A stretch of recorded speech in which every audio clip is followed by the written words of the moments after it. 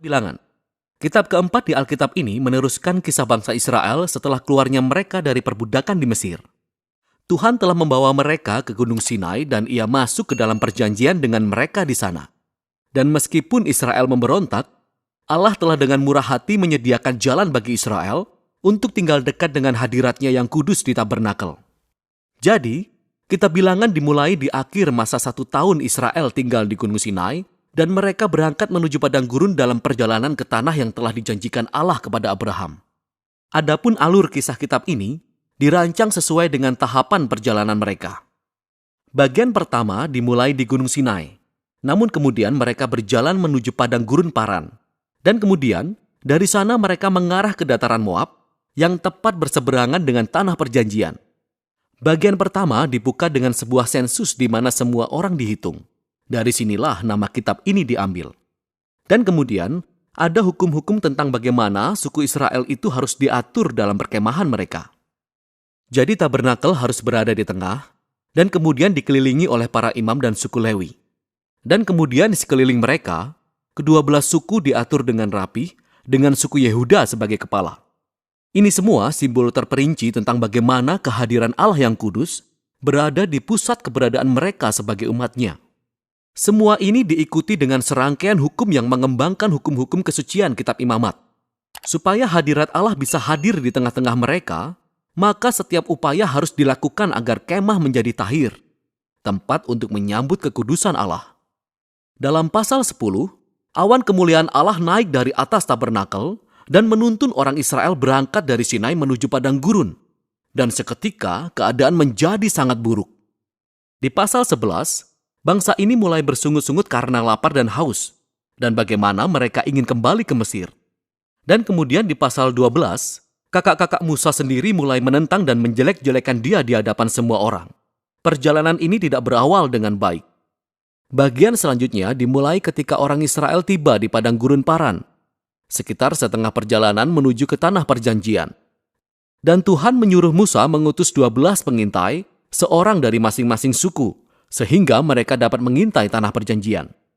Ketika para pengintai kembali, 10 dari mereka berkata bahwa tidak ada kesempatan bagi orang Israel untuk bertahan di sana, karena orang-orang Kanaan akan menghancurkan mereka.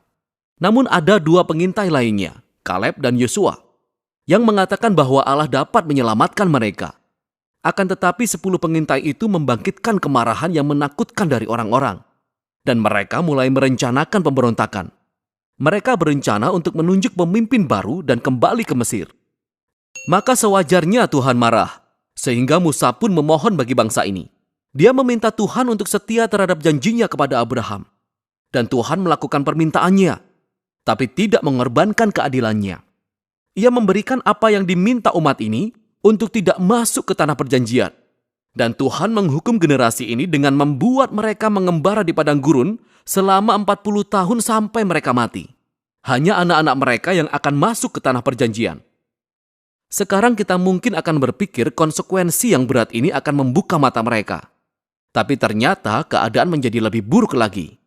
Jadi dalam cerita selanjutnya, terdapat kelompok suku Lewi yang memulai pemberontakan. Dan mereka menantang kepemimpinan Musa dan Harun dengan berkata bahwa mereka sudah keterlaluan. Jadi Tuhan menangani orang-orang Lewi ini dengan sangat keras.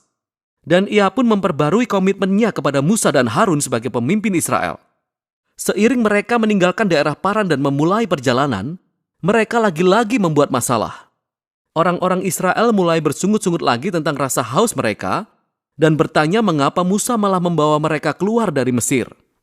Jadi Tuhan meminta Musa berbicara pada bukit batu untuk mengeluarkan air bagi semua orang.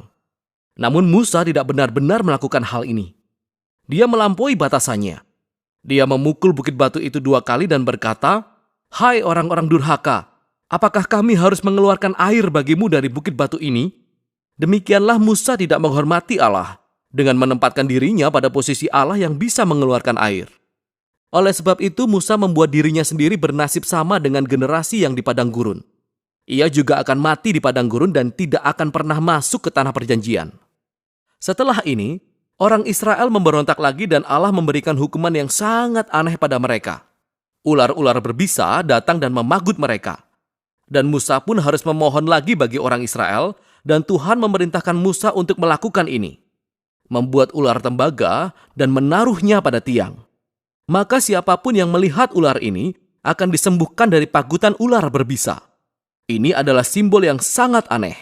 Tapi ini menunjukkan tantangan yang harus dihadapi Allah karena kesetiaannya pada perjanjiannya. Ia bertindak benar dengan mengadili kejahatan dan dosa orang Israel. Tapi malahan pengadilan Allah berubah menjadi sumber kehidupan bagi mereka yang akan mencari Tuhan untuk kesembuhan. Dari sini orang-orang berjalan menuju dataran Moab. Bagian utama yang pertama dalam bab ini berfokus pada sosok aneh Bileam. Jadi Raja Moab menjadi panik mendapati sekelompok besar orang yang mengembara melalui daerah kekuasaannya. Sehingga dia menyewa seorang tukang sihir penyembah berhala, Bileam, untuk memperkatakan kutuk terhadap Israel. Dan setelah 3 kali mencoba, Bileam mendapati bahwa dia tidak bisa mengutuk mereka. Dia hanya bisa mengucapkan berkat atas Israel. Ingatlah janji Allah kepada Abraham dari Kejadian 12. Selain Bileam tidak dapat mengutuk Israel, Tuhan juga memberinya visi tentang Raja Israel di masa depan yang suatu hari nanti akan membawa keadilan Allah bagi semua bangsa. Visi ini juga mengingatkan kembali janji Yakub kepada Yehuda dalam Kejadian pasal 49. Sekarang lebih baik kita berhenti dan merefleksikan alur kisah kitab ini sampai sejauh ini. Kisah-kisah pemberontakan di padang gurun terjadi berentetan dan kian lama kian buruk. Dan sementara Allah memang menurunkan penghakiman secara parsial pada orang Israel, Dia juga tetap menunjukkan belas kasihan, menyediakan makanan dan air di sepanjang perjalanan. Dan kisah Bileam ini menunjukkan kemurahan Allah dengan begitu jelas karena inilah orang Israel. Di bawah sana di kemahnya mereka bersungut-sungut dan memberontak, tetapi di atas bukit tanpa sepengetahuan mereka, Allah melindungi dan bahkan memberkati mereka. Dan inilah perbedaan antara pemberontakan Israel dan kesetiaan Allah di padang gurun yang membuat kisah ini sangat penting bagi generasi Israel yang selanjutnya. Kisah selama di padang gurun diceritakan kembali dari masa ke masa oleh para nabi Alkitab selanjutnya dan oleh para penyair, bahkan oleh para rasul dalam perjanjian baru. Dan kisah-kisah ini selalu menjadi peringatan bahwa sementara Allah tetap setia kepada janji-janji perjanjiannya, Ia juga akan memperbolehkan umatnya pergi meninggalkan Dia dalam pemberontakan dan menghadapi akibatnya. Setelah ini, sisa dari kitab ini berfokus kepada anak-anak dari generasi padang gurun dan mereka mulai bersiap-siap mewarisi tanah perjanjian. Mereka mengadakan sensus lagi bagi generasi yang baru. Kemudian mereka pergi dan memenangkan sejumlah pertempuran dengan kelompok orang-orang di sekitar mereka. Dan kemudian beberapa suku bahkan mulai menetap di tanah perjanjian. Dengan demikian, kitab ini berakhir dengan generasi baru yang bersiap-siap memasuki tanah perjanjian. Dan Musa hendak menyampaikan kata-kata hikmat dan peringatan yang terakhir. Namun untuk sekarang, inilah isi kitab Bilangan.